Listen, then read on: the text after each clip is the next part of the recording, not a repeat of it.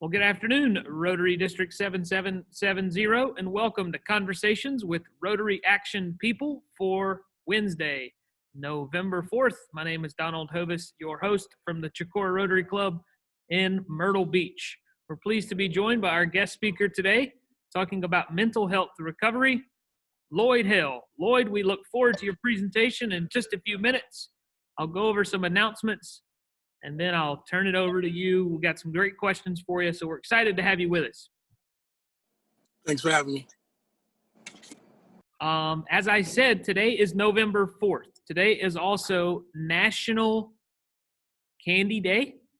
Maybe it's this day because people eat candy on the day after the election, which is still obviously going on. We will not be talking about that today. But I do want you to introduce yourself via the chat box with your name, your Rotary Club, and with it being National Candy Day, what's your favorite type of candy? Very easy to do. Those of you on the Facebook page, thanks for being here as well. Introducing our public image chair from the 5 Points Rotary Club in Columbia. She loves orange slices, as according to the chat box. The wonderful Mary Gask.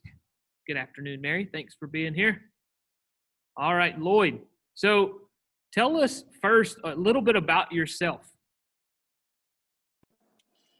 Well, good afternoon, everyone. I'm Lloyd Hale, and there's a few things about myself. I am a father. I joined the 40 Club this year, so I'm 40 years old. I have been steadily working for quite a few years. I have several nieces and nephews. I've done lots of different works around recovery and all of those things. And I'm also a certified peer support specialist. Peer support is an occupation for a person living with a mental health condition or an addiction disorder. And we help other people who are living with those disorders. I've been doing that for about 16 years as well. My personal diagnosis was schizophrenia, paranoid type. I was diagnosed when I was about 17 years old, so this was 1997. I found my way after the diagnosis. It was tough because it's not a popular thing to walk around saying I have schizophrenia, so I found my way with the diagnosis and after treatment and all of that good stuff. So, but I struggled with a few things with the diagnosis over the years. I struggled with voices and paranoia and false beliefs and all of this good stuff. And when I was about 16, so before diagnosis, I became a little aggressive in response to having those conversations or hearing those voices in my mind. Found myself from institution to institution, and then I finally found treatment. I was found in GRI, and I was sentenced to treatment. So I found treatment, and I found not only the good work of the therapists and the social workers,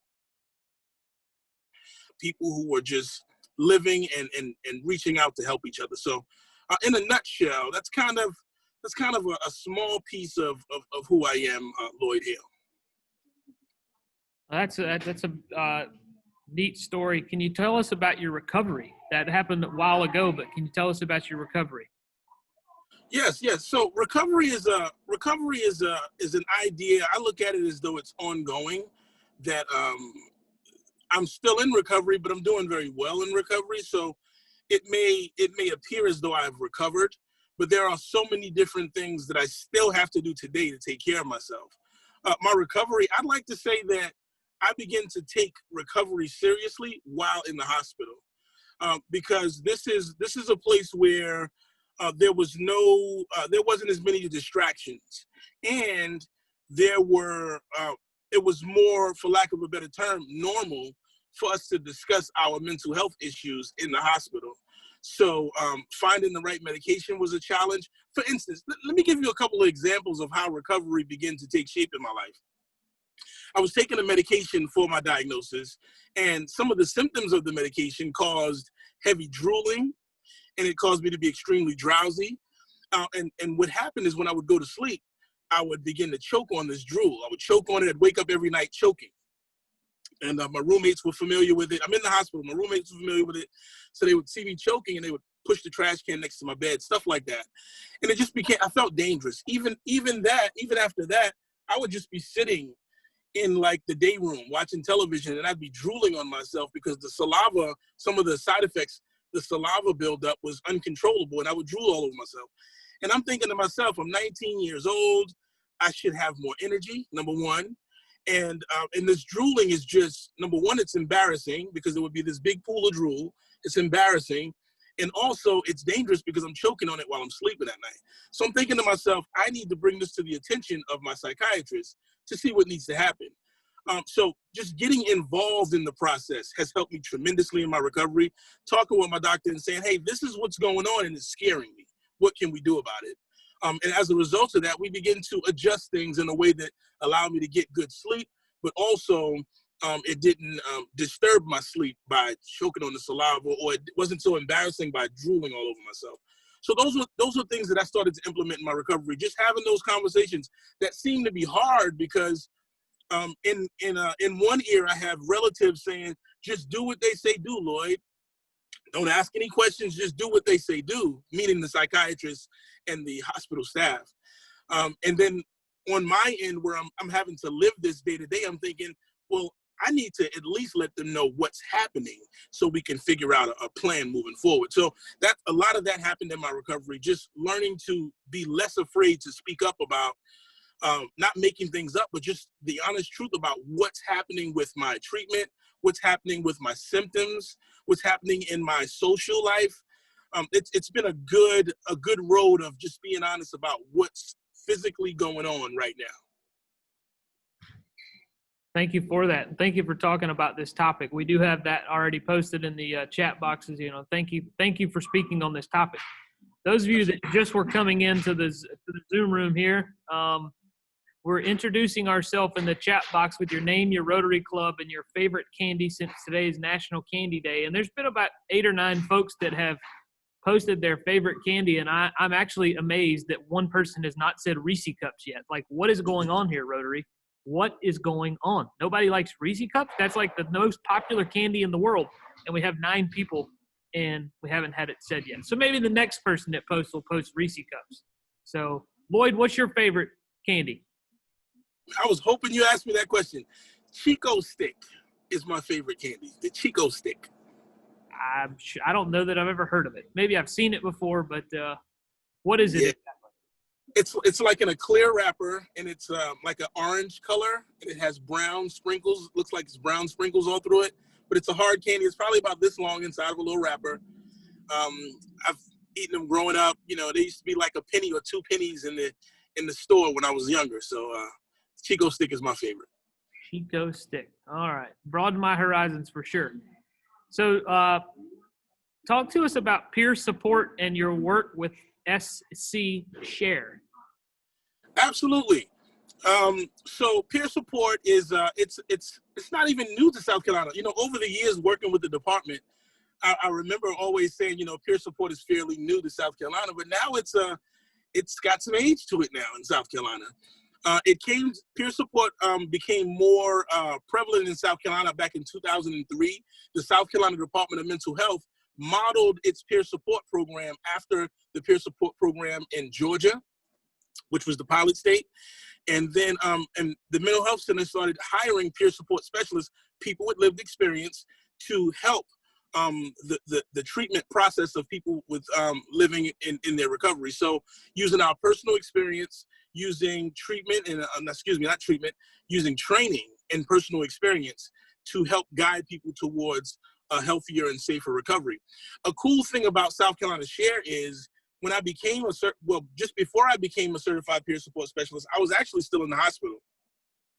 And there was this opportunity to go out into the community while in the hospital. Now, I was on an inpatient basis. I was on a court-ordered inpatient basis. And I was allowed to go out into the community to this training workshop at South Carolina Share. Now, I showed up at this training workshop in shackles and handcuffs to be trained by South Carolina Share. This was my first time meeting them, and I learned this program called Recovery for Life, where I began to implement the studies of Recovery for Life into my own life, like, defining recovery for myself, understanding stress and strong emotions, what does spirituality look like in my life, setting small goals. Those were some of the topics inside of Recovery for Life. And by taking those on, I've made leaps and bounds in my own recovery. Fast forward, I was reintroduced to South Carolina Share as a certified peer support specialist to take training to maintain my certification as a peer support specialist with the Department of Mental Health, which is where I worked for about 14 and a half years, the Department of Mental Health. And so I worked with them over the years with South Carolina Share, which is a self-help agency. I'm now the current executive director of South Carolina Share, but it stands for South Carolina Self-Help Association Regarding Emotions. It's a statewide nonprofit agency, and we help people living with mental health conditions, whether it be through training to become a certified peer support specialist, continuing education training to maintain that certification, support groups, and we also provide just support to elderly and housing, people who are peer supports who are providing group sessions throughout the state. It's a really, really cool agency, and I feel honored that because I was first introduced to this agency in shackles and handcuffs, to be sitting as the executive director is a milestone for me for sure. So where do you live in the state, and then where does SC Share? Does it cover the whole state, or tell us a little bit more? Well, I live in Columbia, South Carolina, and the headquarters for South Carolina Share is here in Columbia, South Carolina. However, we provide services all throughout the state. We train peer support specialists all over the state. We provide groups and sessions throughout the state as well. And we advocate throughout the state. So we're well known through all of the different advocacy agencies like Mental Health America, Favor, NAMI, and all of those agencies. We're very familiar with those agencies, and we work well together. So I'll kind of explain a little bit. For example, like I'm in the Myrtle Beach, Horry County area. We have some folks in the Charleston area. We have some folks on here from the Hilton Head, Beaufort area. Can you tell us some of the organizations that maybe you partner with in those parts of the state? So we work largely with the South Carolina Department of Mental Health. I know in Myrtle Beach, our board chair is Dave Pruitt. He's with Favor Grand Strand, which is the Myrtle Beach area. We work closely with like the Living Room in the Spartanburg Area Mental Health Center. We work closely with Coastal Mental Health down in Beaufort. So we work closely with, if people are advocating, we have the Owl's Nest, we have the jail diversion program that's happening out in Conway. I don't think it's jail diversion. It's a recovery program that's inside the jails that out in Conway. Cannot think of the name of it. So we work closely with many different pockets, mainly or largely with the Department of Mental Health, Favor, NAMI, and Mental Health America, but also those other nonprofits that sprout up in those areas we work with too. And I can't help but notice right behind you, Open 80. So I want you to tell everybody about Open 80. Right on, man. Open 80, first Open 80 is an idea. And the idea is that we always experience things. We experience these stressful things that happen in life. And sometimes those stressful experiences can seem like they're going to last a lifetime. Like in the midst of hearing the voices and believing that there's tons of people talking to me in my brain, you don't really see outside of that in those moments. It's just like this dark cloud that's just following you everywhere. So in the moment, it can seem like it's going to last forever.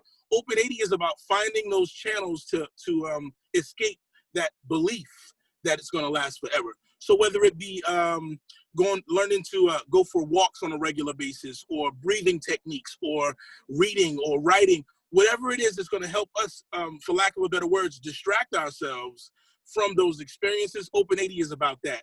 And it's also a collection of 80 short stories, and it's a book that I wrote about 2 years ago.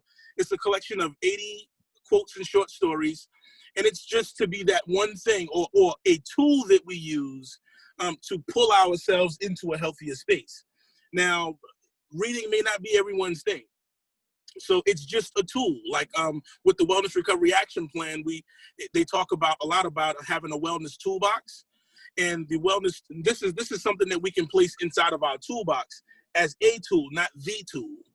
We can read a short story or a quote that can just distract us from maybe something that we're experiencing at the time.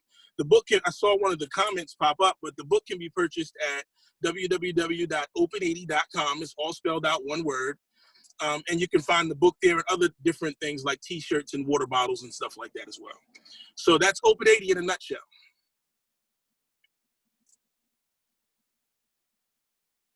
Excellent. I'm going to post the chat. I'm going to post a link to that in the chat here in just a second. So thank you for that. Those of you who are interested in that, I'm getting ready to put the link in the chat. We got one more question, and then we got some viewer submitted questions I want to ask you. But for your recovery specifically, can you talk about the therapy and the treatment? Yeah, absolutely. So for my recovery, I was this guy that said, I'm not going to cut corners with this. This is so serious in my life. And I became afraid almost. I became afraid of the past Lloyd. I became afraid of the symptoms and the not being in control of what's going on inside of my properties, so to speak. And it's one of those things to where when treatment was offered, therapy was offered, I took it very seriously. So I took the medication as prescribed. When I had problems with those medications, I talked with my therapist and my psychiatrist, joined lots of different groups, more so for the hearing of other people, because we've all had experiences in this life. And sometimes by us sharing our experiences, it just opens these different channels to understanding. So lots of groups and also helping others in my personal therapy and recovery. I am proud to say that for the last 8 years, my therapy has not required medication. So I've been medication free for the last 8 years. And I've been doing very well. Nothing has changed. I mean, I'm still symptom free. Do I have good days and bad days? Heck yeah. But I have learned that a bad day does not mean that I'm symptomatic. And that's a big struggle for some of us living in recovery, is that sometimes we believe that those bad days are introductions to symptoms, and they're not always that. That's not always the case. So therapy is good. Treatment is good. My recovery is good. I'm just one day at a time, like the most of us are right now. Well, that's excellent. Congratulations on, being medication free for quite a while. So now I'm going to go to some questions submitted by the audience. What kind of signs do you notice that, you may have some symptoms coming on? Well, okay, so some of my warning signs are, we call them warning signs or early warning signs. And some of my warning signs are, one is isolation is a big thing for me. I begin to stay in the house all the time, not answering my phone. Even if I get a knock at the door, I won't answer the door. I walk a lot in the house. I pace when I'm not well. And I begin to read too far into what people are saying to me. Meaning, if someone says, hey, Lloyd, maybe you should be more careful, I would read far into that as though they're saying those words out of their mouths, but there's something else hidden behind the words. So those are two things that I realize quite a bit. But one, isolation is big for me, and I don't eat as well. And this is something that I learned with Recovery for Life. On my wrist here, I have little bracelets. My daughter made one for me, and a friend of mine gave me another. And what I realize is when I'm well, I wear this kind of stuff all the time. And when I'm starting to not feel so well, I begin to get rid of things like this. It's something that I noticed. And so those are just some small things that I've realized. And the next question is actually submitted by a viewer who I know has to jump off in a minute, so I want to get his question answered. Is the peer support a one-on-one activity, or is it group-oriented? It's both. So peer support, in my experience with peer support, I have provided individual sessions in clinic and in home, in the park, wherever a peer feels comfortable receiving the service. I've provided it in those environments. Peer support is a meet a person where they are kind of approach. So if a person is, in some cases, I've went under the bridge where a person is homeless and provided the service right there because they weren't able to get into the clinic or ashamed to come into the clinic or had barriers to get into the clinic. I just meet people where they are. So we do that individually and also through groups. So it just depends on what the need is for that person. And that's how we provide peer support. What I would say is that peer support is it's offered in so many different arenas now, privately, in the public mental health system, and also in the nonprofit system. So it's going to look very different in those different entities. I can tell you what, you definitely have passion for what you do. I can definitely tell that by the way you talk and the way you carry yourself and the way you're talking about this. So thank you for what you do, first of all. My pleasure. Thank you for having me. Can everyone be successful with mental health? Absolutely. Absolutely. As long as we understand that success is going to look different for all of us. You know, what happens is we go into this, what I've done in the past is I went into my recovery thinking that recovery looks like this, meaning I have a degree from college. I have a beautiful home, a wife and kids. That's what recovery looks like. And if I don't attain those things, then my recovery doesn't look good. That's kind of how I went into my recovery. As long as we can accept that my recovery is going to look very different from anyone else's, I think recovery can be available to all of us. But once we start trying to become someone else's recovery, I think we enter dangerous waters there. But recovery, yes, I do believe is available to all of us, or success is available to all of us. And just a reminder, Lloyd talked about his book, Open 80. There is a link in the chat box if you're interested in that. There you go. Nice looking book there, Lloyd. Thank you. Talk to us about what role diet plays in mental health. Man, I actually wrote a little bit about that in the book Open 80. But diet is huge, and I talk in stories, so forgive me if it's too many stories that I tell. But to give you an example, I was a little younger. I was living in probably my second apartment at this time, and I had these Sweet 16 donuts is what I had. Had a bag of Sweet 16 donuts, and they were in the kitchen, and I had already taken my medication. This is when I was still on medication. I had already taken the medication, and I was about to go to sleep, but I was hungry, and I went in the kitchen, and I ate all of them. I ate all 16 of the Sweet 16 donuts, right? The next morning, I wake up, and I'm feeling terrible, right? I'm talking terrible, and I'm actually questioning my wellness. I'm questioning it at this point, like, what is going on with me? Are my symptoms coming back? Did something happen that's got me a little rattled? I couldn't really pinpoint that it was the donuts that caused me to feel this way. So the best way to answer that question is sometimes the foods that we eat can make us feel as though symptoms are present.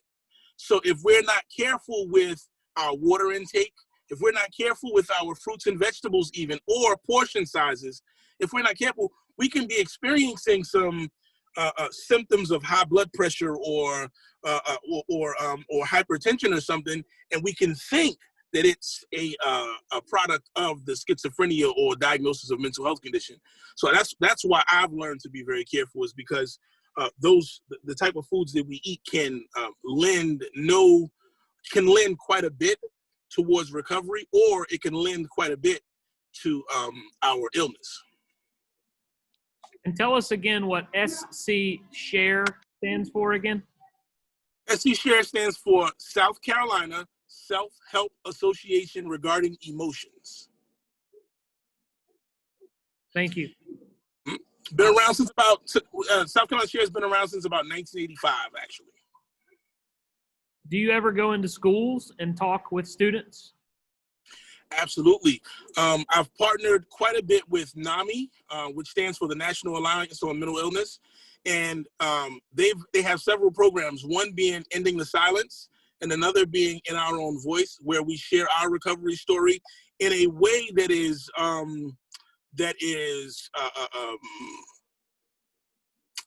friendly, I would say, to the young ear.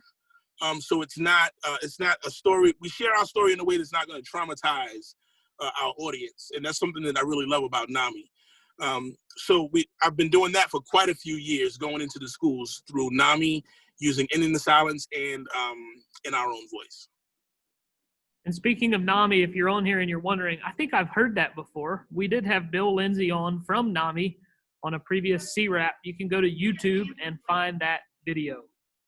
Last question, unless anyone else has another question, please post it in the chat box at this time.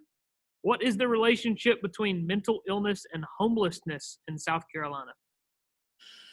I wish I could really answer that question, but I don't think I'm the right person to answer that question, because I don't have any data or research that supports any conclusion to that. So I don't think I'm the right person to answer that question.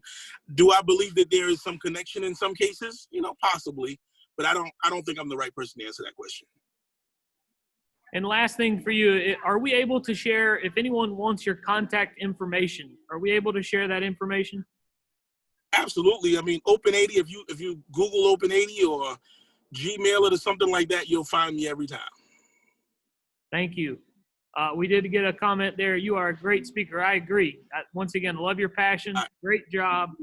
I will post, give me just a second here. I'm going to post your email address in the chat. Okay. That way, if someone wants to contact you, they can do that. Sounds good. There's his email address, everyone. Well, thanks for joining us today. We're going to wrap it up with some announcements, but we would like for you to stick around if you could. All right, so